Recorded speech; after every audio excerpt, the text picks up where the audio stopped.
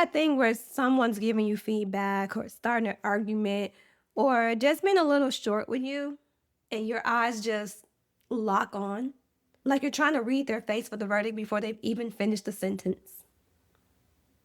That's not focus. That's not good listening. That's your nervous system doing surveillance, and it's exhausting. And today, we're giving it the afternoon off. Welcome back. This is Wild Regulation on a Regulated Life. And today's tool is for anyone whose default in conflict is to either go completely rigid, jaw set, spine straight, words clipped, or to go instantly accommodating while internally bracing for the worst, armored or appeaser. Either way, your eyes are doing the same thing, locking onto the threat and refusing to blink. We're calling today's tool the wide lens release, and it takes about 90 seconds. Here's the one thing you need to know. When your nervous system perceives a threat, your visual field narrows. This is called tunnel vision, and it's a real measurable phenomenon, not a figure of speech. Your eyes lock onto the source of the perceived danger, and your peripheral awareness drops out almost entirely.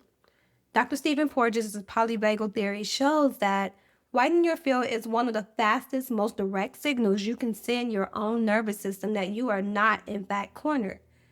Wide vision and threat response cannot coexist for long. One of them has to give. You know this is happening when you're in a tense conversation and someone asks, "Are you okay?" And you genuinely have no idea what their hands were doing, what the room looked like, whether the dog walked in, because your entire perceptual world had narrowed down to one person's face and the verdict it might be about to deliver. That's not a character flaw. That's just what your eyes do under perceived threat. The good news is, it's also exactly where we're going to intervene. Let's do this together twice so it's in your body before you actually need it. Round one. Wherever you are, pick a fixed point in front of you. Doesn't matter what it is. Good. Stare at it directly for a few seconds. Notice how narrow that feels. How much of the room disappears.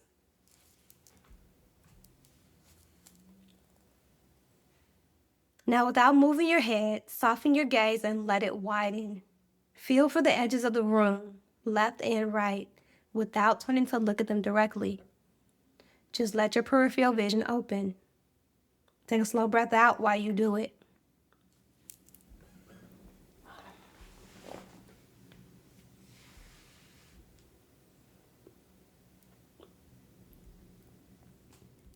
Notice the difference.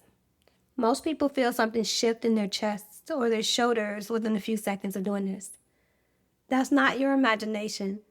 That's your nervous system registering no danger detected, because nothing dangerous holds still in your peripheral vision the way a fixed stare implies.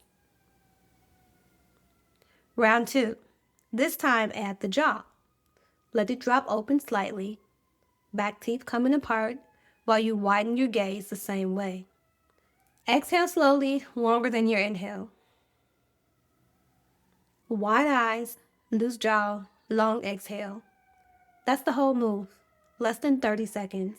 And it works whether you're in the room with someone or sitting alone afterward replaying the conversation in your head. If you run armored, I want to say this clearly. Softening your eyes is not the same as losing your edge. Nobody in the conversation needs to know you did this. You can stay sharp, stay clear, and still not be in the state of biological siege the entire time. And if you run Appeaser, here's yours. This tool isn't about performing calm so the other person can feel better. It's about actually getting some slack back in your own nervous system before you say yes to something you don't mean. You're allowed to widen your gaze for you. Before you try to fix the relationship, find out what survival pattern your body is running. Take the Relational Nervous System quiz at mind-fusion.com/quiz. And if this episode helped your body exhale even 1 inch, share it with someone who's still calling their survival pattern a personality flaw. I'll see you tomorrow.